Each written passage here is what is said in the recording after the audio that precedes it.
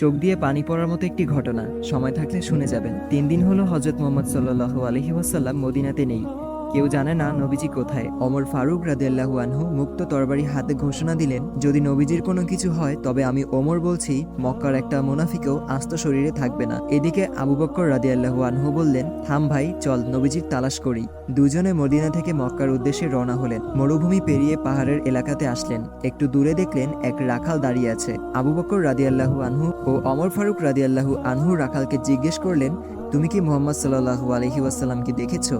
রাখাল উত্তরে বলল, আমি মুহাম্মদ সাল্লাল্লাহু আলাইহি ওয়াসাল্লামকে চিনি না এবং আপনাদেরকেও চিনি না, তবে ওই পাহাড়ের উপরে একজন লোক ইয়া উম্মতি বলে কাঁদছেন। আবু বকর রাদিয়াল্লাহু আনহু ও ওমর ফারুক রাদিয়াল্লাহু আনহু বুঝতে বাকি ছিল না ওই লোক আর কেউ না, দয়াল নবীজি হযরত মুহাম্মদ সাল্লাল্লাহু আলাইহি ওয়াসাল্লাম। রাখাল আবার বলল, লোকটির সাথে সাথে আমার সব উট ভেড়াগুলো কাঁদতেছে আর খাওয়া বন্ধ করে দিছে, আপনারা ওনাকে নিয়ে যান, তা না হলে আমার সব উট ভেড়াগুলো কাঁদতে কাঁদতে মরে যাবে। আবু বকর রাদিয়াল্লাহু আনহু ও ওমর ফারুক রাদিয়াল্লাহু আনহু পাহাড়ে গিয়ে দেখলেন দয়াল নবীজি সেজদারত অবস্থায় ইয়া উম্মতি বলে কাঁদছেন। নবীজির কষ্টে আবু বকর রাদিয়াল্লাহু আনহু বললেন, ইয়া রাসূলুল্লাহ, আমি আবু বকর ইসলাম গ্রহণ করার পর থেকে যত আমল করেছি সব আপনার উম্মতকে দিয়ে দিলাম, আপনি দয়া করে মাথা উঠান। নবীজি মাথা উঠায় না। এবার ওমর ফারুক রাদিয়াল্লাহু আনহু বললেন, ইয়া রাসূলুল্লাহ, আমি ওমর যে আপনার মাথা নিতে গিয়ে নিজের মাথা দিয়ে দিয়েছি, সে আপনার উম্মতের জন্য সব আমল দিয়ে দিলাম।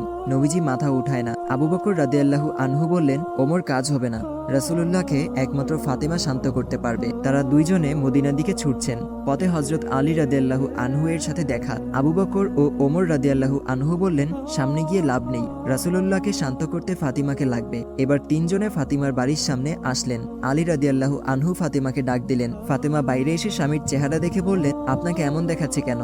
তবে কি মক্কার মুনাফিকরা আমার আব্বাজানকে মেরে ফেলেছে? হযরত আলী রাদিয়াল্লাহু আনহু বললেন, তুমি তাড়াতাড়ি চলো, নবীজি ইয়া উম্মতি বলে কাঁদছেন, মাথা উঠাচ্ছেন না। ফাতিমা দৌড়ে গেলেন।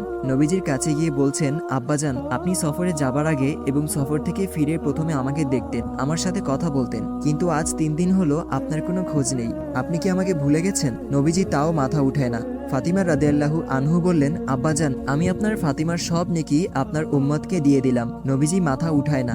নবীজির দুই পাশে হাসান হুসেন দাঁড়িয়ে বলতেছেন, নানাজান উঠেন, নানাজান উঠেন।